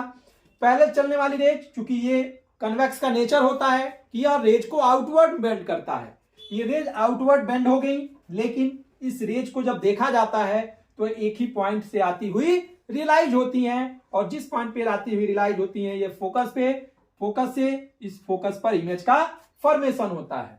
अब इमेज की कैरेक्टरिस्टिक क्या होगी, तो यहां जो इमेज बनेगा यह इमेज हो जाएगा वर्चुअल, क्योंकि रेज आपस में देखिए कहीं भी मिलने की कोई पॉसिबिलिटीज नहीं है, सिर्फ ऐसा लग रहा है कि ये बिहाइंड द मिरर आ रही है, तो इसलिए वर्चुअल इमेज हो गया। वर्चुअल इमेज हमेशा क्या होता है, इरेक्ट होता है। देखिए भले इसमें एक पॉइंट साइज का इमेज बन रहा है, इसमें इरेक्ट नहीं दिख रहा है, सेकंड वाले केस में इरेक्ट दिख रहा है, लेकिन यह आप हमेशा ध्यान रखें कि वर्चुअल इमेज जब भी बनेगा तो वह हमेशा इरेक्ट ही होगा, कभी भी इन्वर्टेड नहीं होगा। साइज कैसा होगा, तो ये पॉइंट साइज का इमेज बनेगा और कहां पे, behind the mirror at focus, focus पे ऑब्टेन होता है। ठीक है, सेकंड केस क्या है इसका, सेकंड है object placed at finite distance. किसी भी फाइनाइट डिस्टेंस पे अगर रखते हैं तो इस केस में भी इमेज का फॉर्मेशन करने का वही रूल्स यूज करेंगे कि प्रिंसिपल एक्सिस के पैरेलल जो भी रेज चलेंगी, फर्स्ट रेज हमारा कैसा ले चलेंगे, प्रिंसिपल एक्सिस के पैरेलल, और प्रिंसिपल एक्सिस के पैरेलल चलने वाली रेज आफ्टर रिफ्लेक्शन ऐसा रियलाइज होती है कि वह फोकस से होकर आ रही है। सेकेंड रेज का जो डायरेक्शन होगा वह टुवर्ड सी होगा, ऐसे सीधे चलेंगे किधर, कहां पहुंचने के लिए, सी पर पहुंचने के लिए, लेकिन वो सी पर पहुंचेंगी नहीं क्योंकि बीच में ही मिरर से उनका रिफ्लेक्शन हो जाएगा। लेकिन जिस रेज का डायरेक्शन टुवर्ड द सी होगा वह जब रिफ्लेक्ट होती है तो सेम पाथ पे रिटर्न हो जाती है, और ऐसे ही जब रिफ्लेक्टेड रे को देखा जाता है तो ऐसा लगता है कि यह किसी एक ही पॉइंट से, बिहाइंड द मिरर किसी एक पॉइंट से आ रही हैं। जिस पॉइंट से आती हुई दिखाई देती हैं वहां हमारा पॉइंट इमेज बनता है इस पॉइंट ऑब्जेक्ट का। बाद में हम इसको एक्सटेंड करके फाइनाइट ऑब्जेक्ट के रूप में लेते हैं, तो हमारा यहाँ पे ये इमेज बन गया। और इस इमेज की कैरेक्टरिस्टिक क्या होगी, तो ये इमेज हमारा जो होता है ये वर्चुअल होता है, इरेक्ट होता है, small in size, small size का होता है, और behind the mirror between pole and focus. Behind the mirror होता है, बनता कहां पे है, behind the mirror, behind the mirror कहां पे, तो between, behind the mirror between pole and focus, pole और फोकस के बीच में ऑब्टेन होता है। अब देखिए इस तरीके से अगर हम मिरर के इमेज के कैरेक्टरिस्टिक की बात करें तो टोटल हमारे कितने हो गए, 6 इमेज कनकेव के और 2 इमेज कन्वेक्स के, टोटल 8 हो गए। 8 में से 5 इमेज रियल इमेज होंगे जो केवल और केवल कनकेव से बनते हैं, और वर्चुअल इमेज कनकेव से भी बन सकता है और कन्वेक्स से भी बन सकता है। लेकिन दोनों के वर्चुअल इमेज में डिफरेंस क्या है, तो अगर कभी भी वर्चुअल इमेज लार्ज साइज का बने, ऑब्जेक्ट से लार्ज हो, तो वह इमेज हमेशा कनकेव मिरर से बनता है, और वर्चुअल इमेज अगर स्मॉल साइज का है तो वह इमेज हमेशा कन्वेक्स मिरर से बनता है। नेक्स्ट हमारा टॉपिक है sign convention for spherical mirror.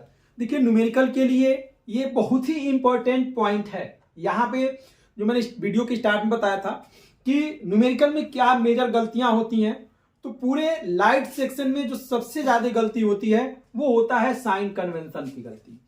कौन सा साइन कहां यूज करना है, ये गलतियां हमसे सबसे अधिक होती हैं, इसका ध्यान हमें सबसे अधिक रखना है। तो यहां पे जो साइन कन्वेंशन स्फेरिकल मिरर के लिए यूज होता है सेम हमारे लेंस में भी यूज होगा, और यह जो साइन कन्वेंशन है यह कोऑर्डिनेट ज्योमेट्री से लिया गया है।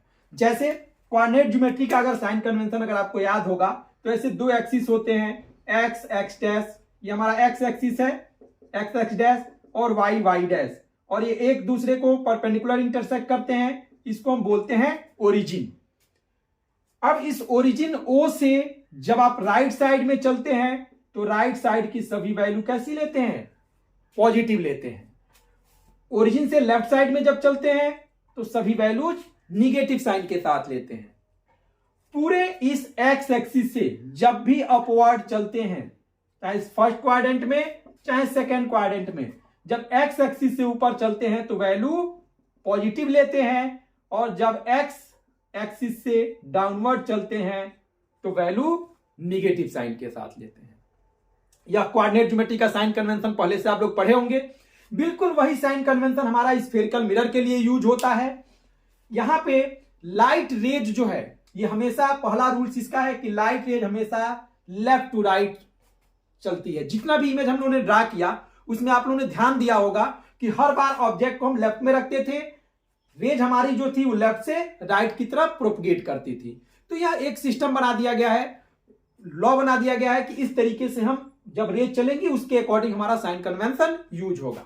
अब यहां जिस तरीके से जो बिहेवियर यहां ओरिजिन का होता है वही बिहेवियर हमारा मिरर में पोल का होता है।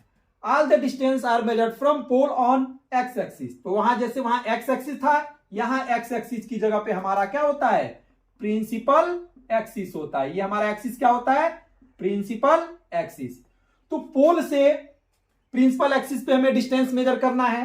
अगर पोल से प्रिंसिपल एक्सिस पर राइट साइड में डिस्टेंस मेजर करना है तो राइट साइड की सभी डिस्टेंस पॉजिटिव साइन के साथ लिए जाएंगे। पोल से लेफ्ट साइड की सभी डिस्टेंस निगेटिव साइन के साथ लिया जाएगा।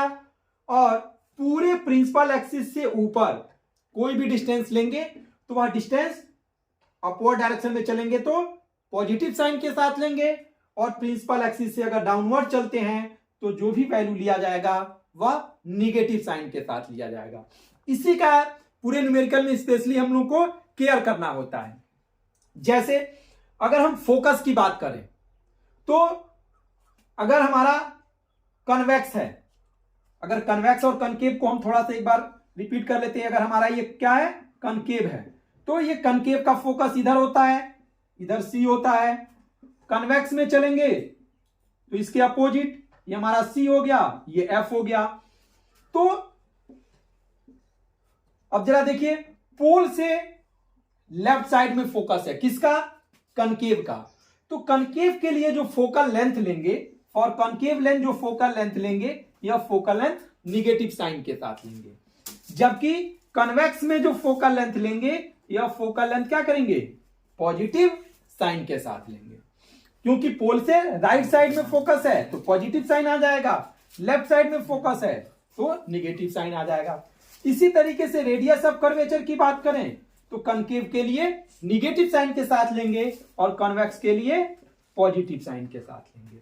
तो इस तरीके से फोकस, फोकल लेंथ और रेडियस ऑफ कर्वेचर की वैल्यू प्लस माइनस रखते हैं। लेकिन किसी न्यूमेरिकल में अगर फोकल लेंथ फाइंड करना हो, इसका ध्यान रखेंगे कि अगर फोकल लेंथ फाइंड करना हो दैट मींस कि फोकस हमारा अननोन क्वांटिटी है, तो कभी भी अननोन क्वांटिटी के साथ निगेटिव साइन नहीं रखते हैं। वह रिजल्ट में निगेटिव या पॉजिटिव जो भी आना होता है वह रिजल्ट में खुद ब खुद आ जाता है।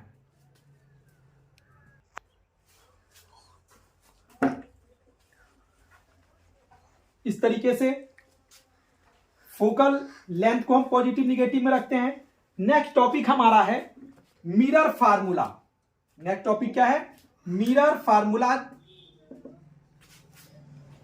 मिरर फार्मूला क्या है, ये इसी फार्मूले पे हमारा सारा न्यूमेरिकल सॉल्व होगा। मिरर फार्मूला में एकदम सिंपल सा एक लाइन का, कोई डेरिवेशन नहीं पढ़ना है आपको, डायरेक्ट रिजल्ट जानना है। और रिजल्ट क्या होता है तो सीधे सीधे याद रखेंगे 1/v plus 1/u is equal to 1/f। ये मिरर फार्मूला का वैल्यू होता है, सीधे रिजल्ट है 1/v plus 1/u is equal to 1/f। v क्या है, v जो है यह है डिस्टेंस ऑफ इमेज। v जो है इमेज की डिस्टेंस है। u क्या है, u जो है या डिस्टेंस ऑफ ऑब्जेक्ट, क्या है, डिस्टेंस ऑफ ऑब्जेक्ट। और f को तो डिस्कस किया ही गया है, ये क्या है, फोकल लेंथ ऑफ मिरर। ये मिरर का फोकल लेंथ है। इस फार्मूले का यूज करके ही सारे न्यूमेरिकल हमारे सॉल्व होंगे। अब इस फार्मूले में भी u, v और f का जब वैल्यू सब्स्टिट्यूट करना होता है तो यही ध्यान रखना होता है कि हमें कौन सा साइन यूज करना है। तो अगर u का वैल्यू गिवन है, अगर u का वैल्यू क्वेश्चन में गिवन है, कोई भी न्यूमेरिक वैल्यू दिया हुआ है तो u का वैल्यू हमेशा निगेटिव साइन के साथ रखते हैं। क्यों, क्योंकि देखिए चाहे वह कन्वेक्स मिरर हो चाहे कनकेव मिरर हो, आप ऑब्जेक्ट को हमेशा मिरर के लेफ्ट में रखते हैं। जब मिरर से लेफ्ट रखेंगे, जैसे ये हमारा मिरर है, ऑब्जेक्ट को हमेशा इधर इस साइड लेफ्ट साइड में रखते हैं। तो जो भी ऑब्जेक्ट की डिस्टेंस होगी, जैसे ये मान लीजिए एक ऑब्जेक्ट है, यहां हमने इस मिरर के सामने इसको रख दिया, तो ये हमारा u होता है। पोल से जो डिस्टेंस है ऑब्जेक्ट की, ये हमारा u होता है। तो यह हमेशा ऑब्जेक्ट जो है लेफ्ट में रखा होता है, इसलिए हमेशा यह निगेटिव साइन के साथ यूज किया जाता है। लेकिन अगर u अननोन है, अगर u का वैल्यू गिवन नहीं है, तब u को निगेटिव साइन के साथ नहीं रखेंगे। यहीं पे सबसे अधिक आपको ध्यान रखना है कि हमारे न्यूमेरिकल सही सही कैसे होंगे। तो u का वैल्यू अगर गिवन है तो u की वैल्यू को निगेटिव साइन के साथ रखेंगे, और अगर u का वैल्यू अननोन है तो u के साथ यहां फार्मूले में निगेटिव साइन नहीं लगाएंगे। नेक्स्ट हमारा आता है v का वैल्यू प्लस में भी रख सकते हैं और माइनस में भी रख सकते हैं। अब ये डिपेंड करेगा कि इमेज कैसा बन रहा है। अगर मिरर से रियल इमेज बन रहा है तो रियल इमेज किससे बनता है, तो कनकेव मिरर से बनता है। आपने केयर किया होगा कि रियल इमेज जब भी बन रहा होगा तो वो मिरर के फ्रंट में बन रहा होगा, सामने बन रहा था। तो जब भी अगर रियल इमेज बनता है तो वह मिरर के लेफ्ट में होता है, और जब लेफ्ट में रहेगा तो v का वैल्यू निगेटिव साइन के साथ रखेंगे। दैट मीन्स कि फॉर रियल इमेज लिख भी देते हैं यहां, फॉर रियल इमेज किसके लिए, मिरर के केस के लिए केवल बताया जा रहा है। फॉर रियल इमेज v की वैल्यू निगेटिव होगा, और फॉर वर्चुअल इमेज, अगर इमेज वर्चुअल है तो v की वैल्यू पॉजिटिव साइन के साथ लेंगे, क्योंकि वर्चुअल इमेज जो है वह बिहाइंड द मिरर हो जाता है। यहां भी अगर v का वैल्यू गिवन नहीं है, फाइंड करना है, तो आप इसको एज इट इज पॉजिटिव में जैसे दिख रहा है वैसे ही इसको रहने देंगे। तो सबसे ज्यादा ध्यान किसको देना है, v की वैल्यू रखते समय अगर v इमेज जो है रियल इमेज है तो v की वैल्यू को निगेटिव साइन के साथ रखेंगे, और वर्चुअल इमेज है तो v की वैल्यू पॉजिटिव साइन के साथ रखेंगे। f के बारे में आपको पहले ही बता दिया हूं कि अगर कनकेव मिरर है तो f की वैल्यू निगेटिव साइन के साथ, और कन्वेक्स मिरर है तो f की वैल्यू पॉजिटिव साइन के साथ। ये साइन को ध्यान रखना है, यही गलती के सबसे बड़े रीजन यही होते हैं, यहीं से हमारी गलती होती है न्यूमेरिकल की। इस साइन का ध्यान रखना है। u का वैल्यू कैसे रखना है, u का वैल्यू ऑलवेज निगेटिव साइन के साथ रखना है। लेकिन अगर अननोन है तो आपको यहां फार्मूले में निगेटिव साइन नहीं लगाना है। तो इस तरीके से जब साइन कन्वेंशन का ध्यान रखकर आप वैल्यू को रखेंगे तो आपके न्यूमेरिकल में गलती होने के चांसेस बिल्कुल नहीं रहेंगे। नेक्स्ट टॉपिक हमारा है लीनियर मैग्निफिकेशन। लीनियर मैग्निफिकेशन से भी रिलेटेड हमारे न्यूमेरिकल्स बनते हैं। तो सिंपल सा ये है, मैग्निफिकेशन का मीनिंग क्या है। तो मैग्निफिकेशन का मतलब ये होता है कि यह इमेज के बारे में बताते हैं कि इमेज का जो साइज है वह ऑब्जेक्ट के कंपैरेटिवली लार्ज है या स्मॉल है। ये तो हमने रे डायग्राम में भी देखा। लेकिन अगर लार्ज है, कितना लार्ज है, स्मॉल है तो कितना स्मॉल है, उसकी साइज के साथ क्या कंपैरेटिव स्टडी है, इसको हम लोग स्टडी करते हैं लीनियर मैग्निफिकेशन को। डिफाइन इसको करते हैं, the ratio of height of image to height of object is known as linear magnification. That means कर फार्मूले के रूप में देखें तो हमारा जो लीनियर मैग्निफिकेशन होता है एम से रिप्रेजेंट करते हैं, ये होता है height of image to height of object. Image की हाइट और ऑब्जेक्ट की हाइट का जो रेशियो होता है यह हमें देता है लीनियर मैग्निफिकेशन। अगर हाइट ऑफ इमेज को हम क्या मान लें, h2 मान लें, और ऑब्जेक्ट के हाइट को h1 मान लें, तो m का वैल्यू हो जाएगा h2 बाई h1। और जब इसको डिस्टेंस के साथ, ऑब्जेक्ट डिस्टेंस और इमेज डिस्टेंस के साथ जब रिलेशन निकालते हैं तो हमें यही रिजल्ट मिलता है -v बाई u। ये पूरा फार्मूला जो है इस रूप में मिलता है, m is equal to h2 by h1 is equal to -v by u। यहां भी हमारा साइन कन्वेंशन यूज होता है। अगर इमेज रियल इमेज है तो रियल इमेज किधर बनेगा, ऑलवेज नीचे की तरफ, प्रिंसिपल एक्सिस से नीचे की तरफ। जैसे अगर ये हमारा मिरर है तो रियल इमेज हमेशा डाउनवर्ड बनता है, तो उस केस में h2 की वैल्यू निगेटिव होगी और h1 का वैल्यू ऑलवेज पॉजिटिव होगा। h1 की वैल्यू हमेशा पॉजिटिव क्यों होगा, क्योंकि ऑब्जेक्ट हमेशा प्रिंसिपल एक्सिस से अपवर्ड रखा जाता है। तो h1 की वैल्यू क्या हो गया, ऑलवेज पॉजिटिव हो गया, H2 की वैल्यू पॉजिटिव भी हो सकता है और निगेटिव भी हो सकता है। H2 का वैल्यू कब पॉजिटिव होगा, कब निगेटिव होगा?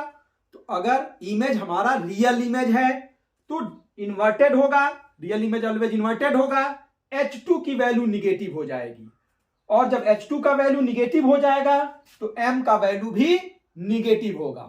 लेकिन अगर वर्चुअल इमेज है तो वर्चुअल इमेज के केस में इमेज जो है वह इरेक्ट होता है, जिस साइड में ऑब्जेक्ट होता है उसी साइड में इमेज होता है। H1 का वैल्यू भी पॉजिटिव होगा और H2 का वैल्यू भी पॉजिटिव होगा। इस केस में M का वैल्यू भी हमें पॉजिटिव मिल जाएगा। तो यहां से इस कंडीशन को भी आप नोट कर लें, याद रखेंगे। फॉर रियल इमेज के लिए M की वैल्यू जो होगी वो निगेटिव होगा और फॉर वर्चुअल इमेज M का वैल्यू जो है यह पॉजिटिव हो जाएगा। कई बार जब क्वेश्चन पूछा जाता है न्यूमेरिकल का तो उसमें यह लीनियर मैग्निफिकेशन वाला फार्मूला और जो मिरर फार्मूला है दोनों का कंबाइंड रूप से न्यूमेरिकल क्वेश्चंस बनते हैं। तो ये दो फार्मूले ही यूज होंगे आपके जितने भी न्यूमेरिकल्स बनेंगे, इसके अलावा कोई और फार्मूला रिफ्लेक्शन में नहीं है। कभी कभी एक और रिजल्ट यूज हो जाता है, फोकल लेंथ की वैल्यू की जगह पे हमें क्या दे देता है, रेडियस दे देता है। तो रेडियस वाला फार्मूला भी यूज कर लेंगे कि फोकल लेंथ निकालना है, रेडियस दिया है तो F = R/2 का यूज कर लेंगे। लेकिन सबसे ज्यादा ध्यान किस पे रखना है, आपका मिरर फार्मूला और लीनियर मैग्निफिकेशन। और इन दोनों फार्मूलों में जो मैंने कहा कि जो गलतियां होती हैं बहुत छोटी छोटी सी गलतियां होती हैं, और वो गलतियां होती हैं इन माइनस प्लस की वजह से कि किसका वैल्यू प्लस रखें किसका वैल्यू माइनस रखें। तो मैंने इसको सबको नोट डाउन करते हुए इसीलिए चले हैं हम कि कब किसका वैल्यू प्लस रखना है कब माइनस रखना है। जब इस साइन को आप यूज करेंगे, प्रॉपर तरीके से यूज करेंगे तो आपके सारे न्यूमेरिकल्स सही होंगे। तो इस तरीके से हमारा ये जो लाइट सेक्शन में जो पूरा रिफ्लेक्शन टॉपिक था, इस वीडियो में हमने पूरे रिफ्लेक्शन टॉपिक को एक एक करके पूरा एक्सप्लेन तरीके से पूरा एक्सप्लेन किया, पूरा डीपली इसका। क्योंकि वीडियो बहुत लंबा हो जा रहा है, इसलिए न्यूमेरिकल सेक्शन को अगर मैं इंक्लूड करूंगा तो बहुत ज्यादा हो जाएगा। न्यूमेरिकल के सारे तरीके के क्वेश्चंस इंक्लूड करने हैं। तो सेकेंड वीडियो में, इसके सेकेंड पार्ट में रिफ्लेक्शन से रिलेटेड केवल और केवल न्यूमेरिकल के क्वेश्चंस होंगे। जितने भी टाइप के न्यूमेरिकल्स होंगे, डिफरेंट टाइप के बहुत सारे न्यूमेरिकल का कलेक्शन होगा। तो आप इस वीडियो को से आप पूरा थ्योरेटिकल पार्ट देख सकते हैं। जिन लोगों को केवल न्यूमेरिकल में अगर प्रॉब्लम्स होती है वो सेकेंड पार्ट देखेंगे, उनमें न्यूमेरिकल का पूरा सेक्शन उन्हें मिल जाएगा। आपको एग्जाम की तैयारी आप कर रहे होंगे, एग्जाम के लिए आपको आने वाले एग्जाम के अच्छे मार्क्स आपको मिले, हमारी तरफ से आपको ढेर सारी शुभकामनाएं।